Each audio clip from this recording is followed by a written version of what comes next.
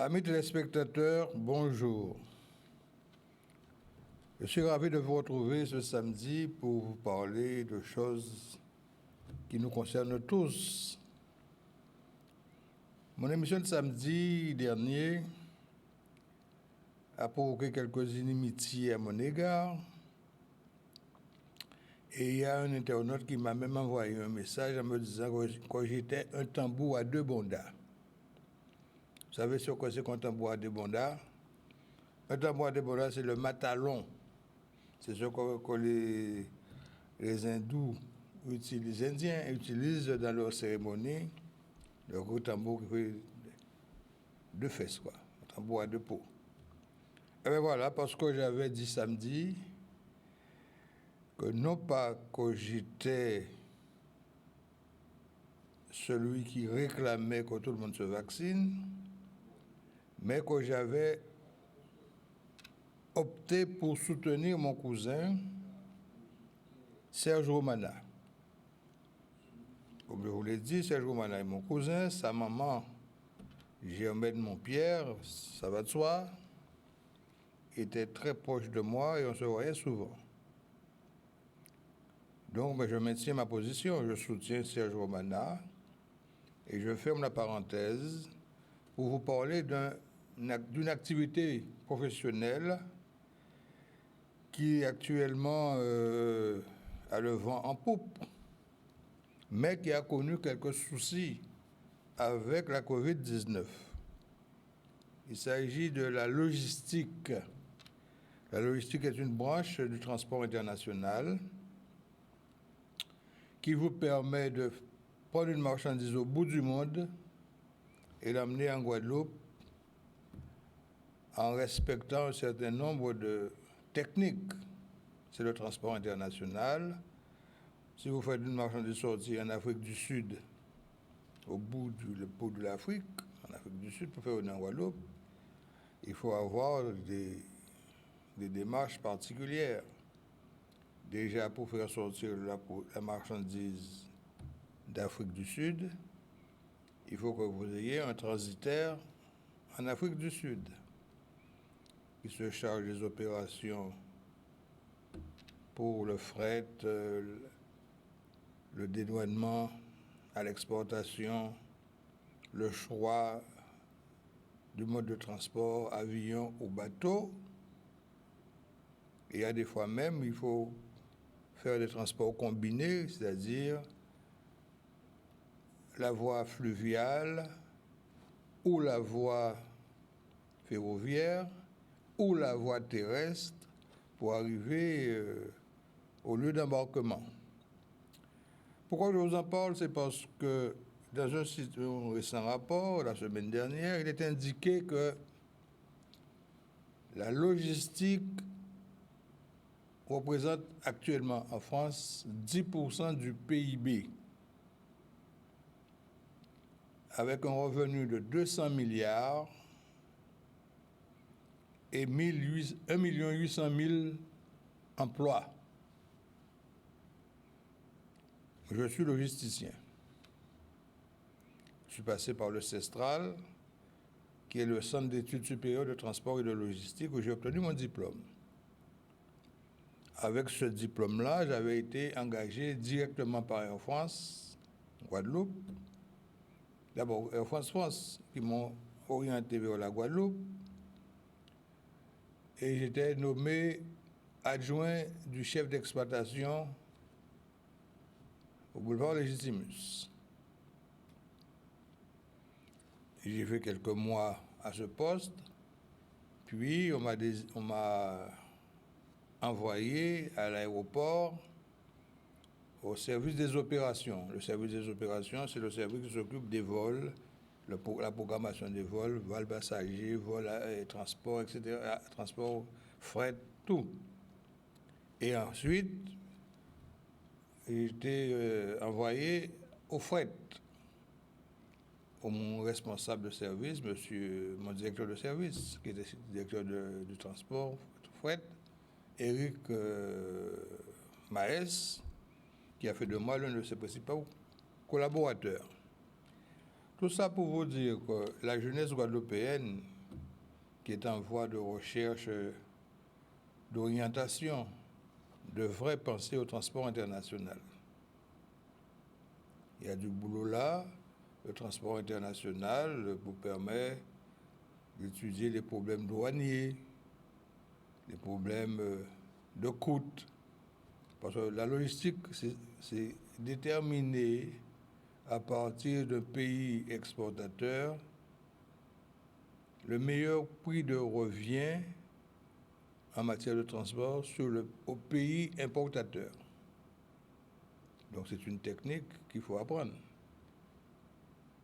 Et surtout quand on fait des produits ou des marchandises transitent et se font transborder. Le transit consiste à passer d'un pays à un autre. Mais le transbordement, c'est sortir la marchandise d'un mode de transport, le mettre sur un autre mode de transport pour le faire arriver à destination. C'est le transbordement. Tout cela pour vous dire que nous devrions nous orienter vers cette activité. Et il y a une conséquence. La logistique permet d'aller chercher la marchandise au bout du monde et le faire entrer dans un pays au prix le moins cher. Et je me suis aperçu, là, vendredi, je voulais acheter du poisson. Du poisson rouge. Quand je suis allé à l'Oricisque, c'était déjà fermé. Donc je me suis retourné vers les centres commerciaux. Dans le premier centre commercial quand je suis entré, il n'y avait comme poisson entier, que du perroquet.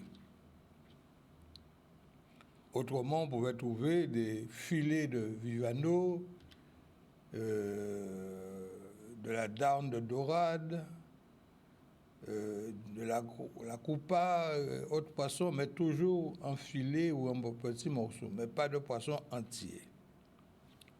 Je rappelle que dans le temps, en Guadeloupe, on allait à la Darse ou à l'Oricis ou sur les marchés à poissons, on trouvait des barbarins, des colas et autres poissons qu'on pêchait dans nos eaux.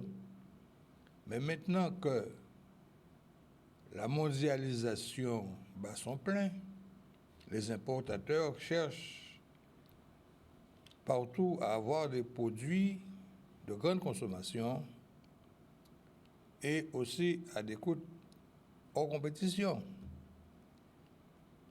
Quand je vous parle de perroquet, c'est ce qui est marqué sur les sachets. Mais en réalité, le perroquet n'est rien d'autre que le chat, le poisson-chat, qu'on trouvait en Guadeloupe dans les paniers des marieurs. Est-ce qu'on les trouve toujours? Je n'en sais rien, mais je suis passé dans 3 supermarchés et je n'ai vu que du perroquet en poisson entier. Cela veut dire aussi que la logistique peut modifier le goût alimentaire. Et oui, on voit bien que nous recevons ici maintenant des ignames de Costa Rica. Sont-ils meilleurs que nos ignames? Probablement pas. Mais meilleur marché. Donc, quand vous allez sur certains marchés, vous allez trouver des ignames, comme l'étiquette ne porte pas Costa Rica ou ailleurs, vous prenez le produit le moins cher, alors que nous avons d'excellents ignames en Guadeloupe. Donc le poisson, voilà, on constate maintenant que le goût en matière de consommation de poisson s'oriente vers le perroquet. C'est pratiquement, on vous impose le perroquet. C'est un poisson dont la chair est bonne et le prix est bon marché. Il faut savoir que le perroquet sort en majorité au Vietnam. Donc la personne qui importe ces marchandises de Vietnam tire son épingle du jeu largement. Il faut savoir qu'il y a un reportage à la télévision qui indiquait qu'on pêchait plus de 20 tonnes de poissons, de perroquets par jour au Vietnam. Alors qu'en Guadeloupe, on ne va pas pouvoir pêcher 20 tonnes de perroquets dans un an. Mais au Vietnam, 20 tonnes par jour. Vous imaginez. Et quand vous importez du Vietnam, vous importez la misère vietnamienne à votre détriment. Parce que quand vous achetez le produit du Vietnam, ce sont les Vietnamiens qui travaillent. Ce sont les commerçants portuaires du Vietnam qui tirent leur épingle du jeu. Et quand ça arrive ici, en conteneur réfrigéré, les co-bénéficiaires sont la CGM et Marseille Fret. C'est le transitaire qui fait la déclaration à l'arrivée. Voilà. Donc, on peut modifier le goût alimentaire d'un pays par la logistique. Donc, c'est cet aspect-là que je voulais aborder avec vous aujourd'hui. Est-ce que le poisson importé a meilleur goût que le poisson de Guadeloupe? Je ne crois pas. Je ne sais pas si les eaux du Vietnam sont aussi salées que les eaux de Guadeloupe, les eaux des Antilles. Et la pêche, que le poisson arrive, tout est caillé, s'il vous plaît. Et c'est nous qui faisons la salaison, enfin la préparation pour l'assaisonnement, quoi, pour le rendre encore meilleur. Alors réfléchissons à ce que nous faisons, en important aussi facilement dans le cadre de la mondialisation, nous pénalisons un secteur d'activité en Guadeloupe qui est la pêche. Et avec la pandémie, là, les pêcheurs subissent les conséquences. Et ils ont en plus de ça les eaux infectées par la chlordécone. On ne pêche pas n'importe où en Guadeloupe. Maintenant, il y a des endroits où c'est interdit à la pêche. Et jusqu'à présent, on n'a pas retrouvé une solution pour indemniser ces gens qui perdent de l'argent. On a interrogé récemment M. Louis Mermaz, qui était le ministre de François Mitterrand à l'agriculture, et qui, semble-t-il, c'est lui qui aurait signé la dérogation qui a permis que la chlordécone puisse entrer en Guadeloupe pour les exploitations de bananes. Et résultat, nous avons le plus fort taux de cancer de la prostate et autres maladies. On sait que, après l'étude, que les terres qui ont été polluées par la chlordécone le sont pour au moins plusieurs centaines d'années. C'était pour faire le bonheur financier de l'importateur. Et en conclusion, c'est nous qui en subissons les conséquences. Jusqu'à présent, on n'a jamais pu déterminer d'une manière précise tout ce qui avait été fait. Il y a eu une plainte qui a été déposée. Dans un premier temps, on a tenté à faire croire que c'était machin, les délais étaient proscrits, c'était fini. Prescrit, je dis prescrit, il y avait prescription. Mais les avocats qui mènent l'affaire veulent aller au bout du bout. Et comme je le disais samedi dans mon émission, comme le dit l'article 6 de la Déclaration des droits de l'homme, dans un même pays, il ne peut y avoir plusieurs catégories de gens.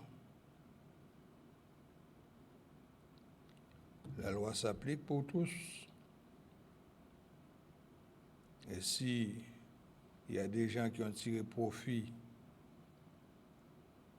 de l'importation de la chlordécone, il faut qu'ils en payent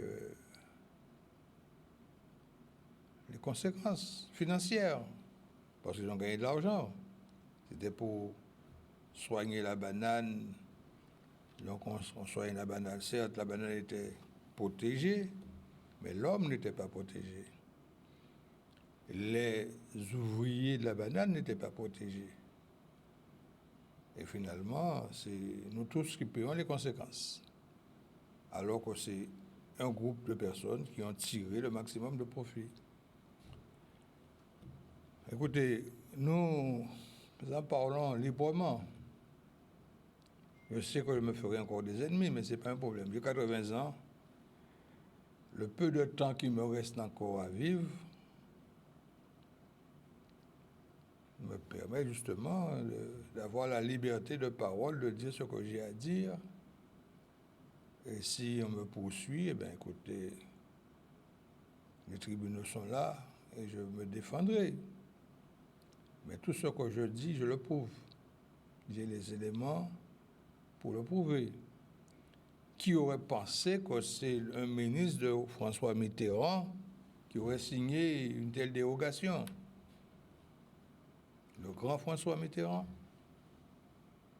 le socialiste, mais c'est de lui et de ses services que viennent ces dérogations. Inimaginables, mais c'est le fait. M. Mermaz, qui fut un grand député, qui fut un grand ministre, certainement pour la France, mais permettez-moi de dire, un très mauvais ministre pour l'outre-mer, puisque c'est nous qui subissons les conséquences. Je ne vais pas entrer dans le débat de l'autonomie ou de l'indépendance, comme cela fait rage actuellement. Moi, je me contente de dire que je suis un Français avec un passeport français déclaré dans une mairie française et que j'exige tout simplement qu'on m'applique les mêmes dispositions qui me soient favorables ou qui me soient défavorables. C'est ça la loi. La loi doit être pour tous. Et j'espère que tous ceux qui sont actuellement en train de réclamer des choses pour améliorer certaines situations doivent savoir que quand on a une loi, elle doit être appliquée, à moins que, comme le prévoyait la loi qui a créé les départements d'outre-mer, que tous les textes pouvaient être amendés et que surtout on pouvait faire des adaptations dans le cadre de l'article 73 de la Constitution. À vous de voir, à vous de penser, et c'est mon rôle de vous aider à chercher, à comprendre. Et Canal 10, comme vous le savez, nous sommes une télévision privée. Nous fonctionnons selon les codes prescrits par le CSA. Nous ne disons pas de choses contraires à ce qui est autorisé. Et nous le faisons. Voilà, mesdames, messieurs, ce que je voulais vous dire aujourd'hui. J'espère que vous faites attention sur les routes. Il y a déjà un premier accident grave qui s'est produit sur la Destrélan, hier ou avant-hier, je ne me rappelle plus. ne faut pas qu'on commence l'année comme on a terminé l'année avec des morts. Ralentissez, maîtrisez l'accélérateur. Et j'espère vous retrouver samedi en bonne santé dans le cadre du Forum libéral, tout en prenant soin de vous dans le cadre du Covid, de la Covid ou du Covid comme vous voulez, et qu'on puisse obtenir encore des améliorations pour la vie générale. Bon week-end à vous tous et à samedi prochain dans le cadre du Forum libéral.